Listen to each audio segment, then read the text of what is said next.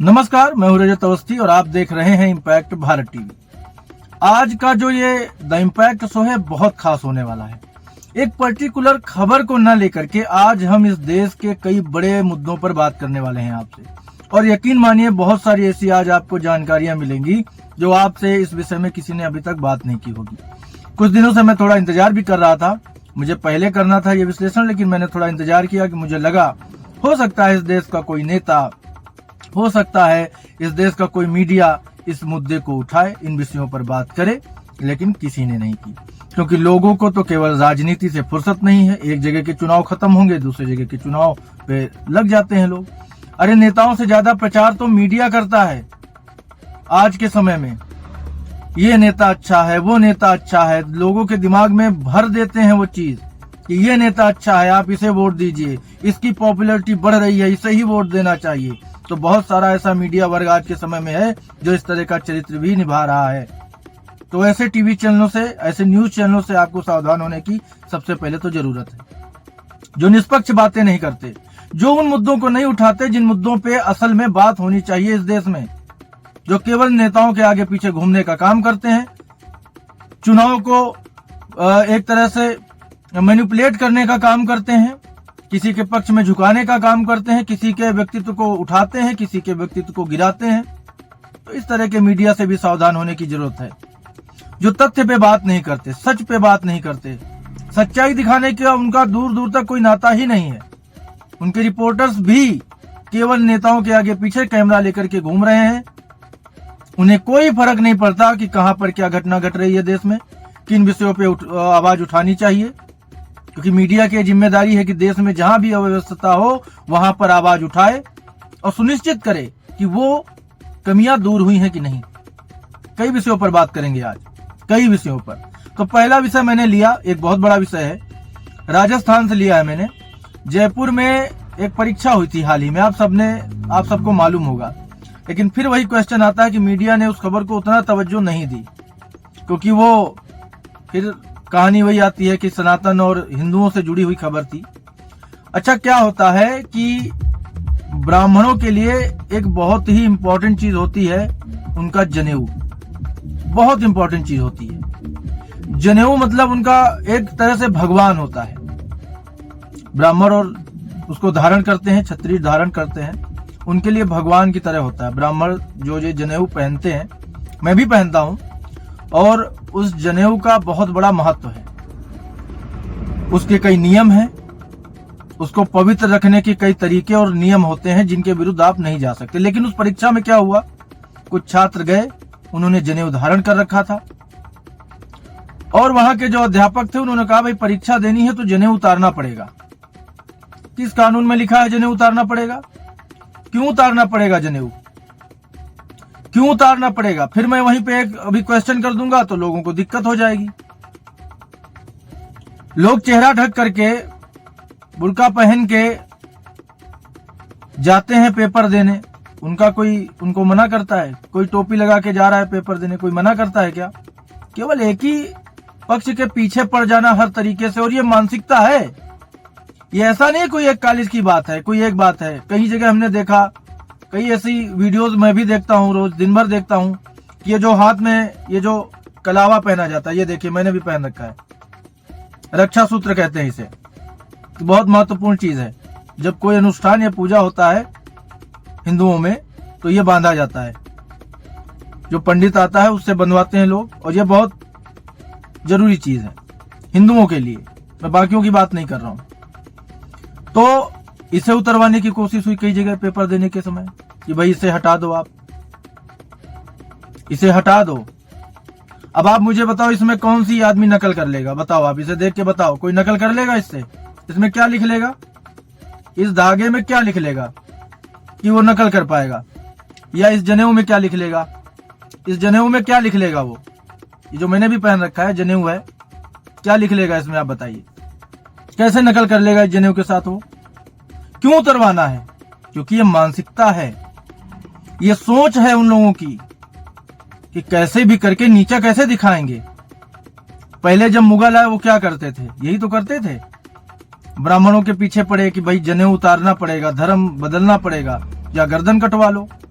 तो पहले भी ऐसी महान हस्तियां हुई जिन्होंने गर्दन कटवाना सही समझा, इसके बजाय कि उन्होंने अपना धर्म छोड़ा हो और जनेऊ उतारा हो।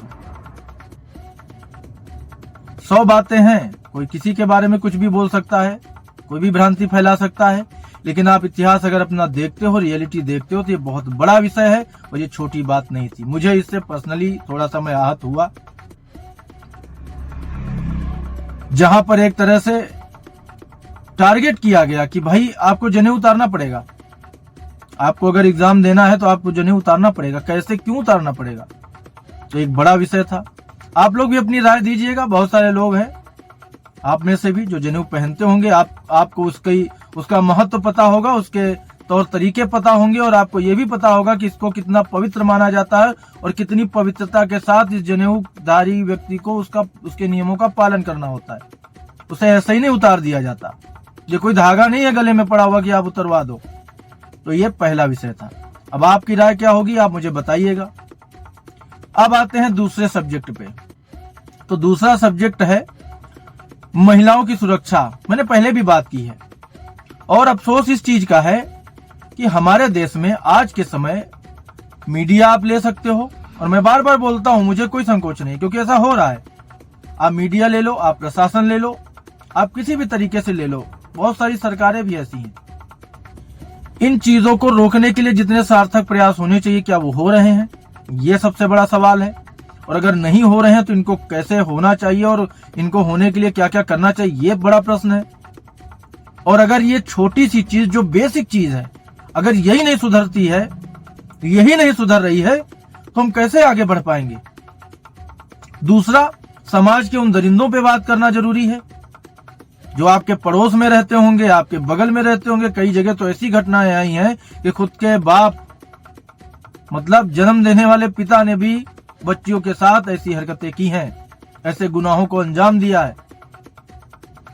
ये सोच कैसे बदलेगी? जब स्वयं के अंदर ही शैतान बैठा है तो कैसे रुकेंगे ये अपराध? बड़ी आसानी से हम भी कह देते हैं भाई प्रशासन को कठोर कदम उठाने चाहिए, लेकिन प्रशासन के साथ साथ क्या इस समाज को, हमारे समाज को अपनी सोच सही करने की जरूरत नहीं है? उस पर कई सारी चीजें हैं।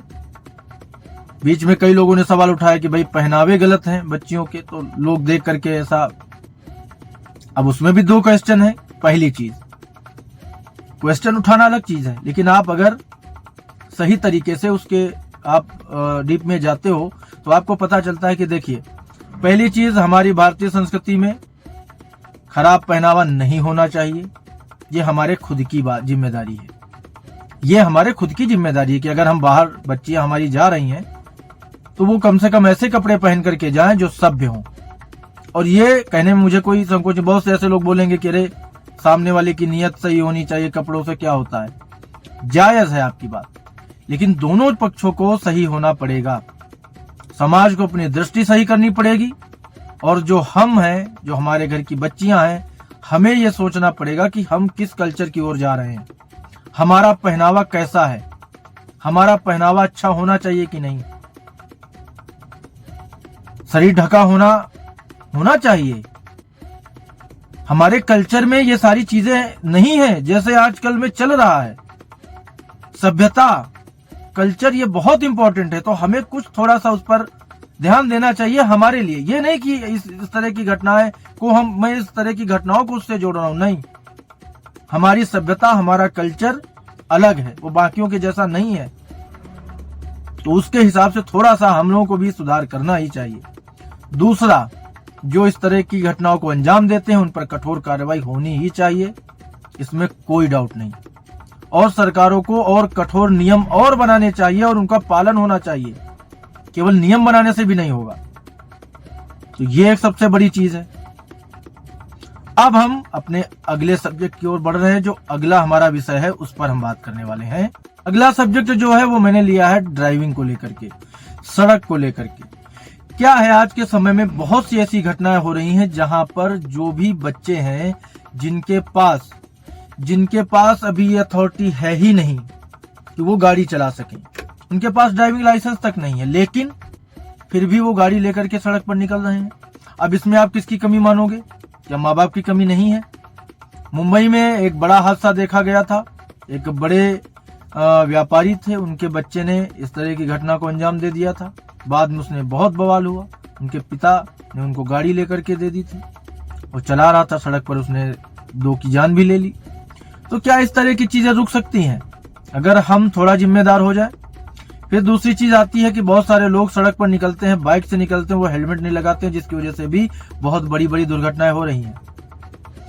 लोग बात तो करते हैं इस पर, लेकिन सुधार नहीं करना चाहते। सारे लोग इस पर बात करते हैं कि भाई इतनी बड़ी घटना कैसे हो गई, इतना बड़ा कैसे लापरवाही हो गई, वहां पर तो ये बोर्ड नहीं लगा था, वहां पर तो ये इंडिकेटर नहीं था। हमारी जिम्मेदारी क्या है? अगर हम ड्राइव कर रहे हैं तो हमें सीट बेल्ट लगाना चाहिए, अगर हम बाइक चला रहे हैं तो हमें हेलमेट लगाना चाहिए। और सबसे बड़ी चीज, जब आप कैपेबल हो, जब आपके पास लाइसेंस है, तब आप ड्राइव करो। फिर एक सबसे बड़ी चीज आती है जिस पर विषय, ये बहुत बड़ा विषय है, ड्रंक एंड ड्राइव का। ये समस्या हमेशा से रही है। हालांकि यूपी में देखने को मिला है कि कभी नया आदेश आया जिसमें हाईवे से दूर होनी चाहिए शराब की दुकानें, ऐसा कहा गया। लेकिन ये नियम आते रहेंगे, उनका पालन कौन जमीन पे कराएगा? प्रशासन कराएगा। और प्रशासन आज के समय में एक समस्या हमेशा से रहा है, कितना भी सुधार हो गया हो, लेकिन जमीन पर हम भी रहते हैं और हमें पता है कि आज भी थानों में कैसी धांधली चलती है। और ये बोलने में जरा सा भी संकोच नहीं है मुझे, वो चल रही है। कैसे थाने में ही केस निपटाने के मामले पर पीड़ित से भी और जिसके ऊपर आरोप है उससे भी अच्छा खासा पैसा वसूला जाता है पुलिस वालों के द्वारा। क्या ये किसी से छिपा हुआ है या ये नहीं हो रहा है? हो रहा है, हमेशा हो रहा है। लेकिन क्या ये होना चाहिए? अगर यही समस्या बनी रहेगी तो फिर कैसे सुधार होगा? अगर यही समस्या चलती रहेगी तो सुधार होगा कैसे? इस पर कौन बात करेगा? तो सरकारों को सबसे पहले ये चाहिए कि वो इस पर खुल करके बात करें और इसे सही करने की दिशा में सबसे बड़ा कदम उठना चाहिए। नहीं तो ड्रंक एंड ड्राइव हो, क्या कुछ भी हो, तो होता रहेगा ना। शराब पीकर गाड़ी चलाने वाले लोग यमराज की तरह चलते हैं सड़क पे, किसी की भी जान कभी भी ले सकते हैं। और जो बड़ी गाड़ियां हैं, जैसे ट्रक हो गए, बस हो गई, बहुत सारी ऐसी अभी भी मैंने खुद देखा है, सरकारी बसों में भी अभी ये हालत है कि ड्राइवर रात में शराब पी करके बस चलाते हैं, जबकि उनके साथ में सैकड़ों लोगों की जिंदगियां उनके हाथ में होती हैं। बहुत बार ऐसा देखा गया कि बड़े बड़े हादसे हो गए और वो लोग अपनी जान गंवा बैठे। किस लापरवाही से? उन लोगों ने पी रखी थी। ट्रक वाले रौंदते चले जाते हैं रात में रौंदते चले जाते हैं। मैं अभी एमपी के दौरे पर जब था, कवरेज के लिए गया था, तो मैंने बहुत सारी ऐसी जगह देखी एमपी और यूपी के बॉर्डर पर कि वहां पर जो आपकी रेत होती है, मोरंग गिट्टी, इन लोगों वो छोटी जो काम आती है मकानों को बनाने में, इमारतों को बनाने में, उसकी बजरी जो होती है और डस्ट होती है, ये सब के वहां पर क्रेशर लगे हैं। उन पे जो ट्रक चलते हैं, उन ट्रकों में नंबर प्लेट बिगड़ी हुई मिली मुझे। सैकड़ों ट्रक मुझे रास्ते में मिले, हाईवे पर मिले, सड़कों पर मिले, दौड़ते हुए, जिनमें ओवरलोडिंग है और उन पर नंबर प्लेट बिगड़ी हुई है, या तो नंबर मिटा हुआ है या डैमेज है पूरी नंबर प्लेट। और वो जगह जगह जो बैरिकेड करके उस क्षेत्र में पुलिस वाले बैठते हैं, उनको बेधड़क क्रॉस करके जा रहे हैं। इसका क्या मायने निकाला जाए? अब आप लोग बताइए मुझे। क्या वो वहां का प्रशासन उनसे मिला हुआ नहीं है? वो तो रोज चक्कर लगा रहे हैं ना, डेली चक्कर लगा रहे हैं ना। किसी की नजर उन पर नहीं पड़ती कि ये नंबर प्लेट क्यों खराब किए घूम रहा है। किसी को मार के चला जाएगा, कैसे ढूंढा जाएगा? वो ढूंढा कैसे जाएगा? कैसे पता चलेगा किसकी गाड़ी है? अगर आप आरटीओ के द्वारा पता करने की कोशिश भी करोगे, कैसे पता करोगे आप जब उस पे नंबर प्लेट ही नहीं है?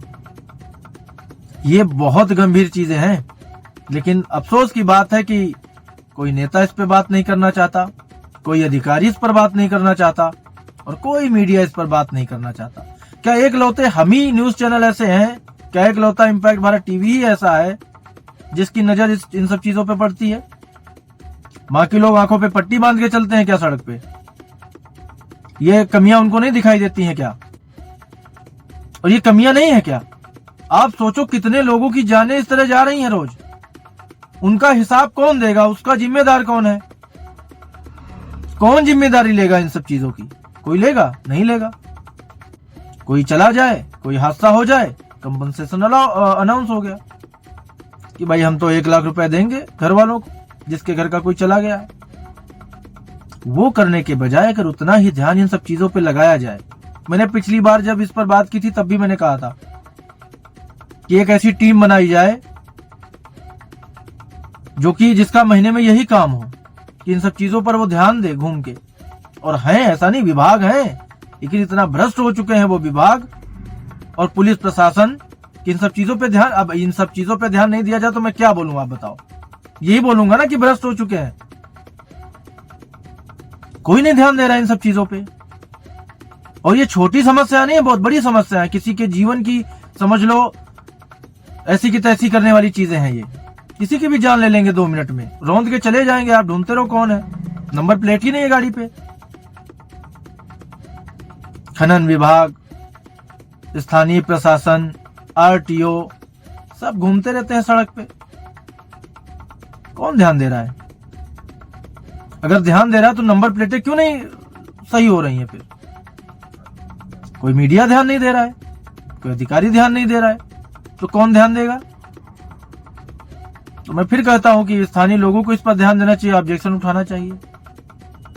आप लोग भी ऐसी चीजें कुछ देखो तो आप मुझे आप वीडियो भेज सकते हो और हम उस चीज को लेंगे संज्ञान में और इस पर मैं कंप्लेन भी कराऊंगा इन सब चीजों पे। पहले मैंने करा रखी है, लेकिन वही कि ढीला प्रशासन है, कोई रिस्पॉन्स ही नहीं है। लेकिन आप लोग सोचो, क्या ये छोटी चीजें हैं? ये बहुत बड़े विषय हैं, छोटी बातें नहीं है ये बहुत बड़ी चीजें हैं, छोटी नहीं है, बहुत बड़ी चीजें हैं ये। लेकिन नहीं देंगे ध्यान। क्यों देंगे ध्यान? जब हमें और आपको इन सब चीजों में जीने की आदत पड़ गई है तो कौन ध्यान देगा? तो सबसे पहले मैं हमेशा बोलता हूं, हमें और आपको स्वयं जिम्मेदार बनना पड़ेगा। यहां ऐसे कुछ होता ही नहीं है जब तक पब्लिक ना दम भरे उस चीज के लिए। और आपको देखना है तो आप जा सकते हो, आप रात में 1 घंटा निकल जाओ, आप देखो। तो और भी विषय पे बात करनी है, मेडिकल के क्षेत्र में भी बात करनी है। मैंने आपको बताया था पिछली बार भी, आप किसी हॉस्पिटल में जाते हो, वहां पर ऐसी अनावश्यक चीजों का बिल बना दिया जाता है, पर्चा बना दिया जाता है, ऐसी दवाएं लिख दी जाती हैं जिनकी जरूरत ही नहीं है मरीज को, लेकिन उन्हें अपना बेचना है। और जब आप कंप्लेन करते हो तो बोला जाता है आपको कि भाई जरूरी थी, लिख दी गई। तो इस पर भी अंकुश होना चाहिए। कोई गरीब परिवार का कोई व्यक्ति अगर किसी हॉस्पिटल में पहुंचता है, वो पहले ही डर जाता है कि यार बीमारी बड़ी है या जो भी है, समस्या तो हुई है, अगर मैं एडमिट हो जाऊंगा तो क्या करूंगा? क्योंकि सबसे बड़ी प्रॉब्लम है, आपको बताऊं क्या है, मैंने ये सब्जेक्ट क्यों उठाया मेडिकल का, पहले भी उठाया है, आज फिर उठा रहा हूं। जो सरकारी अस्पताल हैं, जिन पे दम भरा जाता है सरकारों के द्वारा कि भाई इतना इलाज उतना इलाज। वैसे तो दिल्ली के मोहल्ला क्लिनिक आप देख ही चुके हो, कितने अव्यवस्था उसमें मिली है अभी जब जांच हुई है जेपीसी की रिपोर्ट में। तो सरकारें जितना दम भरती हैं, सरकारी हॉस्पिटल में दवाइयां उपलब्ध कराने की बात तो की जाती है, लेकिन क्या होती है, दवाइयां भेजने के बाद बाहर से दवाई क्यों मंगाई जाती है पेशेंट से प्राइवेट, कि आप मेडिकल स्टोर से दवा लाके दो, अंदर नहीं है, अंदर नहीं है। एक छोटी सी बात बताता हूं, किसी को भी कोई कुत्ते ने काट लिया, इंजेक्शन लगते हैं, तो आप जब हॉस्पिटल में जाते हो वहां एक नीडल नहीं देते हैं। वो सरकारी अस्पताल की बात बता रहा हूं मैं आपको, नीडल भी नहीं देते हैं, बोलते हैं बाहर से लेके आओ, यहां नहीं है, यहां एक बार ही मिलती है, 5 रुपए की आती है, वो अंदर से नहीं मिलेगी। और क्या आती नहीं, अंदर रहती है। ये धांधली रोकेगा कौन? क्या इसकी जिम्मेदारी सरकार की नहीं है क्या? ये कैसे रुकेगी? तो पब्लिक को इस पे आवाज उठाना चाहिए। अनावश्यक चीजें लिखी और बोली जाती हैं हॉस्पिटल्स में, उन पर कौन जिम्मेदारी लेगा? उसमें सारा कुछ पब्लिक ही करेगी, तो फिर क्या जरूरत है सरकार की, और क्या जरूरत है उस विभाग की? तो ये अव्यवस्था। अब अनाउंसमेंट तो हो जाता है, कितनी बड़ी योजना हमने लॉन्च कर दी, उस योजना को जमीन पे पूरा कैसे कराया जाएगा? पब्लिक तक वो योजना पहुंचेगी कैसे, आप बताओ? तो ये बड़े विषय हैं जो मैंने आज आपसे डिस्कस किए हैं। और आप लोग सोचना कि ये चीजें जिम्मेदारी नहीं है किसी की, क्या आप बताओ मुझे? मीडिया की जिम्मेदारी है कि नहीं? प्रशासन की जिम्मेदारी है कि नहीं? सरकार की जिम्मेदारी है कि नहीं? अधिकारियों की है कि नहीं? इन विषयों पे काम होना चाहिए कि नहीं होना चाहिए? क्या केवल हमारी नजर पड़ती है इन सब समस्याओं पे, दूसरों को नहीं पड़ती है। अब लगे हाथ एक और बड़े सब्जेक्ट पे बात कर लेते हैं आपसे। आज के समय में भी बड़ी बड़ी सड़कें बन रही हैं, अच्छी बात है, डेवलपमेंट हुआ है, बहुत डेवलपमेंट हुआ आज के समय में, सड़क और ये सब चीजें बहुत बननी शुरू हुई। लेकिन एक ये भी सच्चाई है कि आज भी ऐसे बहुत सारी जगह हैं, गांव क्षेत्र हैं, जहां पर सड़कें ठीक नहीं है, बड़े बड़े गड्ढे हैं, बड़े बड़े हादसे इनकी वजह से होते हैं, बड़ी बड़ी दिक्कतें हैं, नहीं है कोई सुनवाई। आप एप्लीकेशन देते रहो, उन्हें करना है तो करेंगे, नहीं करना है नहीं करेंगे। ये भी एक बड़ा विषय है। बहुत से ऐसे गांव हैं, क्षेत्र हैं, जहां सड़कों के नाम पे मजाक किया जाता है, सड़कें बनाई जाती है, फिर अगले साल भर भी नहीं टिकती हैं वो सड़कें। बड़े बड़े पुल गिर रहे हैं बिहार में, आपने देखा पिछली बारिश में क्या हुआ, बड़े बड़े पुल गिर गए, कौन उसकी जिम्मेदारी लेगा? मगर कोई नहीं लेगा। तो ये भी एक बड़ा विषय है और बड़ा सब्जेक्ट है, इस पर भी बात मुझे करनी थी। तो ये सब सारे मुद्दे जो है ना, वो बहुत इंपॉर्टेंट है आज के समय में, इनका सोल्यूशन होना। चलो एक और बड़े विषय की बात कर लेते हैं, बहुत बड़ा विषय है। आज के समय में किसान मेहनत करके अपनी फसल उगाता है, अब रात को पता चला जानवर घुस गए खेत में, साफ कर दिया, पूरा साल भर का नुकसान हो गया उस आदमी का। इसका जिम्मेदार कौन है? ये एक बड़ा सवाल था, बहुत दिन से मेरे दिमाग में था, मुझे इस पर भी बात आप सबसे करनी थी। देखो दो चीजें हैं। पहली चीज कि जो आवारा पशु घूम रहे हैं उनके लिए वहां के सरकार को ध्यान देना चाहिए, कठोर कदम उठाने ही चाहिए। ऐसी शिकायतें देखो यूपी से भी बहुत आई मेरे पास, मैंने बहुत से ऐसे चीजें देखी हैं जो इस तरह की घटनाएं, बहुत मतलब परेशान हो जाता है आदमी, इतनी मेहनत करने के बाद उसकी फसल बर्बाद होती है। तो दूसरी चीज, ये जानवर छोड़ता कौन है? ये भी एक बड़ा विषय है। तो इसके लिए कुछ ऐसा सिस्टम होना चाहिए कि जो व्यक्ति जानवर को लेता है, खरीदता है, रखता है अपने पास, वो उसे आवारा ना कर पाए, क्योंकि उसने अपना जो भी उसको चाहिए था अपना तब तक उसने इस्तेमाल किया, बाद में छोड़ दिया, और वो आवारा पशु दूसरे का नुकसान करते हैं, किसी की फसल बर्बाद करते हैं, किसी के साल भर की रोजी रोटी पर पानी फेर देते हैं। अब वो भूखे हैं तो कहां जाएंगे? कुछ ना कुछ तो वो भी खाएंगे। लेकिन एक व्यक्ति जो पूरा परिवार साल 2 साल मेहनत करता है, महीनों तक मेहनत करता है कि कुछ हमें लाभ हो जाएगा, वो इतना चुटकी में ऐसे बर्बाद होता है कि उसके मन से पूछो आप उस पर क्या बीतती है।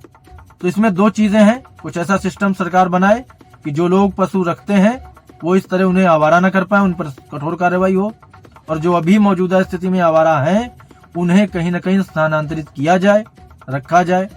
गौशालाएं भी बनाई गई बहुत सारी, उनका निरीक्षण हो कि क्या गौशाला में जो पैसा दिया जा रहा है इन आवारा पशुओं के लिए, क्या उन गौशालाओं का प्रयोग सही से हो रहा है, या नीचे बैठे लोग उस पैसे को खा जा रहे हैं और गौशाला का कोई महत्व नहीं है। क्योंकि अगर वो पैसा नहीं खा रहे हैं तो ये जानवर कैसे आवारा घूम रहे हैं? अगर वो सही तरीके से उस पैसे का उपयोग कर रहे हैं, गौशालाओं का उपयोग कर रहे हैं, तो ये जानवर गौशाला में होने चाहिए, ना कि बाहर घूमते मिलने चाहिए।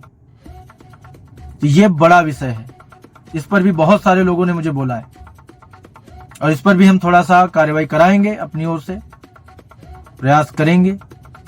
ये जितने भी विषय मैंने आपको आज बताए हैं, इन सब पर हम प्रयास करेंगे कि हमारी ओर से जो भी हो सके। लेकिन ये आज के समय किसानों के लिए बहुत बड़ी समस्या बने हुए हैं गोवंश जो आवारा घूम रहे हैं, उन पर जरूर सरकार को सोचना चाहिए, और हमारा ये आग्रह भी सरकार से है कि जरूर उस पर थोड़ा ध्यान दीजिए। तो आज के ये बड़े विषय थे, और भी बहुत से विषय हैं, लेकिन थोड़ा समय ज्यादा हो रहा है। लेकिन फिर भी एक और विषय है जिस पर बात कर लेते हैं। बिजली विभाग, आपको अगर बिजली का कनेक्शन लेना हो आज के समय में, कहा तो जाता है बड़ी आसानी से मिल जाता है, लेकिन बहुत सारे लोग हैं जिन्हें उसका नॉलेज कम है, जानकारी कम है, वो बेचारे भटकते रहते, उनको कनेक्शन नहीं मिल रहा है। जो कर्मचारी हैं वो अलग से पैसा मांगते हैं, जो विद्युत विभाग है, जो उनके ऑफिस बने हैं, पावर हाउस में जाओगे, कनेक्शन चाहिए, वो आपको चक्कर पे चक्कर कटवाएंगे। अगर आप कुछ पैसा दे देते हो तो उसके बाद भी आपको कोई गारंटी नहीं है कि आपको समय से कनेक्शन मिलेगा। वहीं आपका अगर कुछ बकाया है तो फटाफट कनेक्शन काटने पहुंच जाएंगे। वही चीज है ना कि आपसे टैक्स तो टाइम से लिया जाएगा, लेकिन सड़कों के गड्ढे नहीं भरे जाएंगे। आपसे बिल तो लिया जाएगा, लेकिन बिजली समय से नहीं दी जाएगी। जब आपको जरूरत होगी तो बिजली काट दी जाएगी, जब आपको कनेक्शन कराना है तो आपको महीनों दौड़ाया जाएगा। तो ये बिजली विभाग जो है, वहां भी बहुत बड़ी धांधली चलती है। क्योंकि वहां पैसे लिए जाते हैं, बिना पैसे अलग से दिए आपको कनेक्शन नहीं मिलेगा। आप महीनों दौड़ोगे, जब परेशान हो जाओगे तो आप खुद बोलोगे भाई थोड़े पैसे ले लो, कनेक्शन कर दो मेरे घर का। तो पब्लिक को मजबूर किया जाता है कि वो घूस दे, रिश्वत दे उन बिजली कर्मचारियों को, ताकि वो कनेक्शन दे सके। ये भी मेरे पास आई थी खबर, वीडियो सब, तो मैंने सोचा कि आपको इस पर भी मुझे बात करनी चाहिए। और ये आज का नहीं है विषय, ये बहुत शुरू से चल रहा है। यही अगर आपने कुछ खर्चा कर दिया, आपका कितना भी बिल बकाया हो, आपका कनेक्शन नहीं कटेगा या कट जाएगा। दूसरी चीज, कनेक्शन लेने में जो ये प्रॉब्लम आ रही है ना, ये बड़ा विषय है। ये जितना आसान किया जा रहा है, कहने में आसान है लेकिन आसान हो नहीं रहा है, तो इस पर इसीलिए बात करनी थी कि इन पर भी सरकार को थोड़ा सा गौर करना चाहिए। तो ये आज के तमाम बड़े विषय थे जिन पर मैंने आपसे बात की है। अब आप भी अगर YouTube चैनल पर आप देख रहे हो तो आप प्लीज थोड़ा कमेंट करके बताना कि आपके यहाँ किस विषय पे क्या समस्या है, इन समस्याओं में से किस समस्या से आप परेशान हो, तो आप बताइएगा। हो सकता है कुछ आपकी सहायता हम कर पाए, प्रयास हमारा यही है। तो आज के लिए बस इतना ही। अब हमारी मुलाकात आपसे होगी जल्द एक और बड़े विषय के साथ या एक और बड़ी खबर के साथ। तब तक आप देखते रहिए इम्पैक्ट भारत टीवी।